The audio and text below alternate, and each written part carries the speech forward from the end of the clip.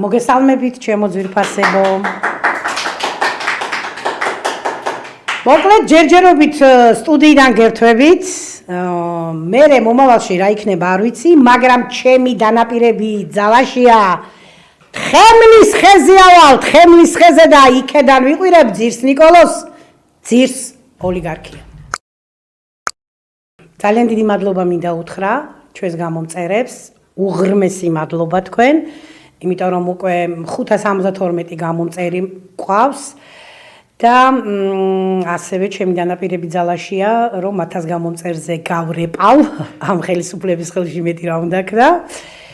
და მადლობა მეგობრებო, თანადგომისთვის, რომ გვისმენთ, ეს ჩვენთვის არის ძალიან დიდი სტიმული. მიყვარხართ, უსასხურთ. გუშინ იყო მათე დავიძის სასამართლო პროცესი და ეგრეთ წოდებულმა მოსამართლემ 21 წლის პატრიოტ ბიჭს მიუსაჯა 4 წლით და 6 თვით თავისუფლების აღკვეთა. ათეულობით სინდისის პატიმრები ყავს საქართველოში, სიამაღლობელი და მინდა გითხრათ, რომ სამაგალითოდ სჯის რეჟიმი ამ პატრიოტ ადამიანებს, რათა ჩვენ შევშინდეთ. რათა ისინი მაგალითი იყვნენ ჩვენთვის, რომ თუ ხმას ამოვიღებთ, აი თქვენც ასე დაგშით. როგორც წესი და რიგია, ისტორიულად ასე აკეთებდა ყოველთვის ნებისმიერი ძალოვანი რეჟიმი, მაგრამ ბრძოლა კვლავ გრძელდება, კვლავ გავაგრძელებთ და ყველაფერს გავაკეთებთ იმისთვის, რომ ჩვენი სინდისის პატიმრები იყვნენ თავისუფალი და თავისუფალი იყოს ქვეყანა და განვითარდეს ბრძოლა ბოლომდე. ყველაზე მეტად რაზეც მინდა თქვენი ყურადღება გავამახვილო არის სასამართლო. ზოგადად რესპუბლიკა დგას სამ ხერხემალზე: აღმასრულებელი, საკანონმდებლო და სასამართლო. სასამართლო აკონტროლებს ორივეს. თუ სასამართლო არ ვარგა, თუ სასამართლო არ ჭიბის და ემსახურება მხოლოდ განდიდებულთა ინტერესებს, ჩათვალეთ, რომ არა გვაქვს სახელმწიფო. და სწორედ ეს სავალალო შედეგი და მდგომარეობა, მოცემულობა გვაქვს დღეს ქვეყანაში. ესენი ხომ მოსამართლეები არ არიან და ისინი, ვინც თქვენ ეხლა დუმხართ, ვისაც გონიათ, რომ ეს თქვენ არ შეგეხებათ, ძალიან ცდებით, ჩემო კარგებო, ძალიან ცდებით, იმიტომ რომ როდესაც ქვეყანაში გამეფებულია უკანონობა და უსამართლობა, ეს გვეხება ყველას. ეს არის სტიქიურ უბედურებასავით. როგორც მოვა დიდი თოვლი ყველას გვეხება, როგორც მოვა დავშვათ იქნება მიწისძვრა ყველას გვეხება, სადიმალებით. ჩვენს ქვეყანაში რა ხდება, ის კი არა, ქვეყნის გარეთ რა ხდება, ისიც კი გვეხება. ასე რომ ნუ მოიტყუებთ თავს, იმიტომ რომ თქვენი დუმილით, თქვენი თავდაღუნვით, თქვენი აი ამ ძალოვანი რეჟიმის გვერდში დგომით აძლიერებთ უსამართლობას, უკანონობას, ძალადობას. რას უპირებთ? თქვენ შვილებს. ასეთ ქვეყანაში იცხოვრობს? წარმოუდგენელია. ისე სხვათა შორის ბაბუა ჩემი უფრო კარგად უთხრამდა ჩაქუჩ ვიდრე ეს ეგრეთ წოდებული მოსამართლეები. ისტორიას თუ დავესესხებით, ნაციონალიზმის დამარცხების შემდეგ გერმანიაში ჩემი მეგობარი წერდა ამას წინათ, გაასამართლეს აი ეს მოსამართლეები, რომლებიც იქცნენ ჯალათებად. და მათი არგუმენტები, რომ კაცო კანონში ასე წერიაო, ეს მონური არგუმენტები არაფრად არ ჩათვალეს. და ყველა ესეთი ჯიბის მოსამართლე გასამართლა, როგორც ჯალათები. აი ზუსტად ასეთივე ბედი ელის დღევანდელ სადნახულობენ მაინც. მე მგონი არანაირი თავმოყვარე და ნამდვილი მოსამართლე ამაზე არ წავა. თავის მანტიას და თავის ესე თქვათ ღირსებას არ შელახავს და ძირითადად ისეთებს პოულობენ, ვინც ყველაფერზე ხელის მომწერია, ვინც გარიგების და ფულის სანაცვლოდ ასეთ სამარცხვინო რაღაცებს აკეთებთ. მოვადრო თქვენც გაგასამართლებთ. იცოდეთ, თქვენც გასამართლებით. ისე როგორც ეს მოხდა გერმანიაში, იმიტომ რომ თქვენ არ ღვევთ ყველანაირ კანონმდებლობას და ყველანაირ ადამიანის უფლებებს. ცენზურა და აკრძალვები. ყოველი გათენებული დღის შემდეგ ჩვენ ნაბიჯ მივდივართ გასული საუკუნის 37-იანი წლების რეპრესიებისაკენ. ეს არ არის სახუმარო ამბავი. ამას გვაჩვენებენ ნელ-ნელა, მაგრამ ყოველ დღე რაღაც ისეთი ხდება. ეხლა დაიწყეს Facebook პოსტებზე ნადირობა, მით უმეტეს რაჟდენჯი გახსნილია და ნებისმიერ ადამიანი, ვინც არის აქტიური, თავისი პროტესტით არა მარტო ქუჩაში, არამედ სოციალურ ქსელში, აი ესეთი ადამიანების დაჟჯას, დაჯარიმებას და დაპატიმრებასაც შეეცდებიან და ესეც მაგალითია, რომ აი დანარჩენებმა ხმა არ მოიღოს. იმიტომ რომ სოციალურ ქსელში ადამიანები თავიანთ ემოციებს, თავიანთ პროტესტს ავლენენ, ხო? ეხლა მაგალითად ჯერჯერობით იმას არ გვაბრალებენ, რომ გვირაბი გავყავს ლონდონიდან ბომბეიმდე, მაგრამ ამაზეც მივალთ. იმაზეც მივალთ, რომ მალე სასამართლო პროცესებზეც არ დაგვასწრებენ და ისე მიგვიჯიან და ისე გაგვასამართლებენ, კაციშვილი ჩვენი მომკითხავი არ იქნება, იმიტომ რომ არასამთავროებს აუქმებენ, ტელევიზიებს აუქმებენ და მე მინდა ესე მუქ ფერებში, იმიტომ გიხატავთ, იმიტომ რომ ეს რეალობა და ეს თქვენ უნდა იცოდეთ, იმიტომ რომ თქვენ პროპაგანდით მოტყუებული ადამიანები და ცდილობენ თქვენს დაზომბირებას და მოტყუებას, უნდა იცოდეთ სიმართლე რა ხდება ქვეყანაში. აი მაგალითისთვის ის სპორტსმენი რომ არის ეს ძალოვანი ისაო ჰომო საპიენსი მიწოდეს ხალხნო ნუ გადამრიეთ 40,000 წერია ჰომო საპიენსები ვარ აღარ შეიძლება ტალახაძე ჰომო ერექტუსი ანუ წელგამართული ადამიანი იმხელა ჯილდოები მიიღო მაგრამ ხო ახლა ხომ მიხდით ახლა რაშია საქმე ის ვიღაცა მარიამ ლაშხი არც იცოდა ნახევარმა საქართველოს ისა 4 თვის წინ უწოდებიათ მისთვის მონა ხო და ახლა გამოჩნდა თურმე ეწყინა რომ მონა უწოდეს და ეტყობა Deep State-ის ანტენა არ მუშაობდა და სიგნალი 4 თვით გვიან მიიღო. რა სიტყვები არ მოსწონთ ამათ. ნუ რეჟიმს საერთოდ როგორ არ ძალოვან რეჟიმს. ეს არის მონა, მოღალატეები, გამყიდველები, სულ გაყიდულები, რუსეთუმეები და მანქურთები. აი ეს ხა ძირითადად ეხა ვის მოსწონთ? რატომ არ მოსწონთ? რატომ არიან ასე აცრილები? იმიტომ რომ სიმართლეა. აბა ახლა სიმართლე რომ არ იყოს, რატო გეწყინება ვინმეს რამე ნათქვამი? რო იცოდეთ თქვენ ცენზურა ვრცელდება ცნობად სახეებზე და ჟურნალისტებზე ჯერ.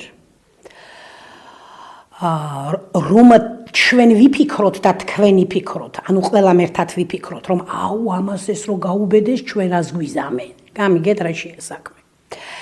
და ყველაზე პარადოქსული თემა არის ის, რომ ტროლბოტები ილანძღებიან. ის ვიღაცა ის რო ყავთ სამხარაძე, ისიც იგინება, ეს განიჭებული მჟავანაძის. ანუ ყველას კი არ ჟიან. ჟიან ჩვენ თავისუფალ ხმებს. თორე რაც ჩვენ ტროლბოტებს და რუსეთუმეებს მე პირადად ნალანძღი ვყავ, იმდენი ამოკტეხათ თავში ყველა დილასაღამოს. ხალხნო მალე ალბათ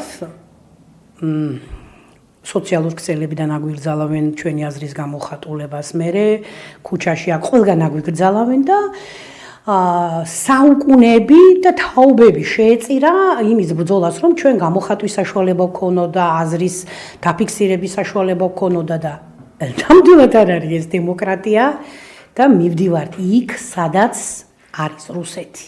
აი რატო უწოდებთ ამ დღევანდელ რეჟიმს საქართველოში რუსულ რეჟიმს და კანონებს რუსულს. რუსეთმა პუტინის დროს ეს გზა უკვე გაიარა 2012 წლიდან და 13 წელია საერთოდ დაზომბირებულია მოსახლეობა, შეყუჟულია სახლში, ვერავინ ხმას ვერ იღებს, ყველანაირი თავისუფალი ხმა რაც იყო რუსეთში, ტელევიზიები იქნებოდა, ადამიანები იქნებოდნენ, ჟურნალისტები იქნებოდნენ, თუ არასამთავრობი გააქრეს. ამათ ეს კანონები ჩამოიტანენ ჩემოდნით და ის რაც რუსეთს 13 წელი დასჭირდა, ამათ თუნდაც რომ 2 წელიწადში მოაგვარონეს და ეს კანონები, როდესაც ჩვენ ვამბობთ, გინდა გრანტის კანონი, გინდა ეგრეთ წოდებული ფარას კანონი, ეს სულ რუსული კანონები, რომ ჩვენ გაგვაქრონ, გაგვაჩუმონ, ანუ ადამიანები, რომლებიც ეწინააღმდეგება რუსულ ოკუპაციას, ეწინააღმდეგება ის, რომ ჩვენ დემოკრატია, თავისუფლება, ადამიანის უფლებები, როცა ირღვევა ქვეყანაში ამის წინააღმდეგ გამოვდივართ და არ გვინდა ბატონო ეს რუსეთი ჩვენ, არც რუსული ხელისუფლება. გვინდა დამოუკიდებელი თავისუფალი საქართველო, პროგრესირებადი, განათლებული, ეკონომიკურად ძლიერი და ევროკავშირის ბანაკში. იმიტომ რომ თუ ჩვენ ვიქნებით ამ ძლიერ და მშვიდობიან ბანაკში, მაშინ გადავრჩებით. სხვანაირად ვერ გადავრჩებით, იმიტომ რომ ხა ნეიტრალიტეტზე ყვირილს შემოიტანებენ ნეიტრალიტეტზე და ნეიტრალიტეტი ჩვენ გქონდა 1918 წლებში, მაგრამ მაინც დაგვიპყრო რუსეთმა და ნეიტრალიტეტზე რო იქაჩები, ძლიერი ეკონომიკა უნდა გქონდეს, ძლიერი ჯარი უნდა გყავდეს, კაპინტრაშებული არ უნდა გქონდეს საზღვრები და საერთოდ აზზე მოდით, შემოიტანებენ ამასაც. და ასე რომ გამორთეთ ეს პოზიტივი და იმედი და ცოტა გაიხედეთ ქვეყანაში რა ხდება. გაიხედეთ ქვეყანაში რა ხდება, ჩემი დიდი თხოვნა იქნება. სანქციები. აი ესე როცა ძლიერი და კაი მეგობრები გვყავს ევროკავშირის ქვეყნები და ამერიკის შეერთებული შტატები, როცა დაინახეს რომ ქართველი ხალხი დაუმორჩილებელია და ებრძვის რუსიფიკაციას, ებრძვის ესე ვთქვათ ქვეყნის დაქცევას, დემოკრატიის ჩამოშლას, გარედან გვეხმარებიან და დაიწყო სერიოზული სანქციები. ასე რომ სანქციები მუშაობს. ამიტომ ხდება დასანქცირებული თანამდებობის პირების გადაყენება და ჩანაცვლება არასანქცირებულების, მაგრამ მინდა გითხრათ, რომ სანქციები კვლავ იქნება. და ერთი მაგალითი კურიოზული, ქოცური ვოდევილი რომ მოვიყვანოთ, არის ის, რომ მილანში, ქალაქ მილანში 2 წელია უკვე საქართველოს საკონსულო არსებობს და მოკლედ კალაძე და მთელი დელეგაცია ჩაზავდნენ იქ, რომ ვითომ ხელახლა გავხსნათ საკონსულო, ჩავიდნენ ჩვეულებრივი პასპორტით, იმიტომ რომ დიპლომატიური პასპორტი მათ აქვთ, ესე ვთქვათ, დაბლოკილი. ხო და გახსნილი 2 წლის წინანდელი გახსნილი საკონსულო ვითომ აი თქვენს მოსატყუებლად ხელახლა გახსნეს. იტალიის საგარეო საქმეთა სამინისტროდან არავინ არ ესწრებოდა ამას. კალაძემ რაღაც ნაცნობობით მილანის მერი, ესე ვთქვათ, მოიწვია და ამაზე მილანის მერს დიდი და ფოტოები დადეს და ამაზე მილანის მერს დიდი სკანდალი ახვა, იმიტომ რომ დასანქცირებულ პიროვნებასთან და ესეთ ადამიანთან რომ ესეთ ფოტო გადაიღო და ეს უკვე მთელი ამბები ატყდა ამაზე და ეს რატო გააკეთეს? აი თქვენ მათ მომხრეებს რომ დაგანახოთ რომ იცი რა სანქციები არ მუშაობს, ჩვენ დავდივართ ევროპებშიო. ისე აგიდგა თქვენ გვერდები. და თქვენს მოსატყუებლად იყო ეს ყველაფერი. და სანქციები რომ მუშაობს, იმიტომ არიან ასე გამწარებული. და კვლავ იქნება. დევნა დაიწყო არა მარტო ტელევიზიებზე და არა სამთავრობო ორგანიზაციებზე, ასევე ცნობად სახეებზე და საჯარო მოხელეებზე. ძალიან ბევრი ხმას არ იღებს ამასთან დაკავშირებით. დუმილი არის ყველაზე ცუდი ამ დროს, იმიტომ რომ თუ არ ვიხმაურეთ, სამართლობა კიდევ უფრო მეტად გაიდგამს ფესვებს. მე მინდა კიდევ ერთხელ გაუსვა ხაზი იმას, რომ რატომ არ იღებს ხმას პედაგოგები. ყველაზე დიდი მასა ინტელიგენციის. ძალიან ბევრი, რა თქმა უნდა, ხდება, რაც ხდება ქვეყანაში. ძალიან ბევრი გამოკვეთილი ამ ხელისუფლების მომხრეა. აი სწორედ რეპრესიების პერიოდში, როდესაც რუსეთმა დაგვიპყრო კვლავ 1921 წელს დაიწყო სწორედ იმ ფენის, ანუ მასწავლებლების დაშინება, რომლებიც იყვნენ ეროვნული მოძრაობის ფლაგმანები. აი პატარა გურია, სადაც პედაგოგები ყველა სოფელში იყო, წერა-კითხვის გამავრცელებელი საზოგადოების დამაარსებლები, ეროვნული მოძრაობის ლიდერები, ხო? აი ესეთი რაღაცა მოხდა, რომ 1924 წელს ჯალათი ობოლაძე, ჩემი სოფლის დასაწყისში კვაჭალაძე ჩაცხრილეს და ჩეკამ დამჟელი ექსპედიცია ჩაატარა 80 ადამიანი დახვრიტეს აქედან უმრავლესობა იყო მასწავლებელი სხვადასხვა სოფლებიდან და ამით დაანახეს დანარჩენებს რომ თუ ესე ვთქვათ კვლავ აღიმაღლებდნენ ხმას უსამართლობის წინააღმდეგ და თავისუფლებისათვის მათაც ასე დახვრიტდნენ მე უკვე საბჭოეთის პერიოდში ხდებოდა ის რაც ხდებოდა თავისუფალ ღირსეულ ადამიანებს ანხრეტდნენ ან ასახლებდნენ ყოველგვარი გასამართლების გარეშე, ხოლო ვინც დარჩა, ვინც დაემონა, ვინც დადუნდა, ისინი გაანეიტრალეს. მაგრამ დღეს ხომ 21 საუკუნეა. თითქმის 65,000 მასწავლებელია საქართველოში და თითო როლა იღებს ხმას. განა თქვენ ვერ ხვდებით? რა ხდება? საითმიდის ქვეყანა? თქვენი დუმილი ხალატია თქვენი საკუთარი ღირსების თქვენს მიერ გაზრდილი მოსწავლეების და მომავალი თაობების წინაშე ამოგთხრით იწოდე მომავალი თაობა ამოგთხრით რატომ იბრძვის რეჟიმი ასე და რეჟიმი არის იმიტომ რომ არის ქვეყანაში უკანონობა უსამართლობა ძალადობა დაჭერები ჯარიმები რეპრესიები და უკვე დაიწყო ცენზურაც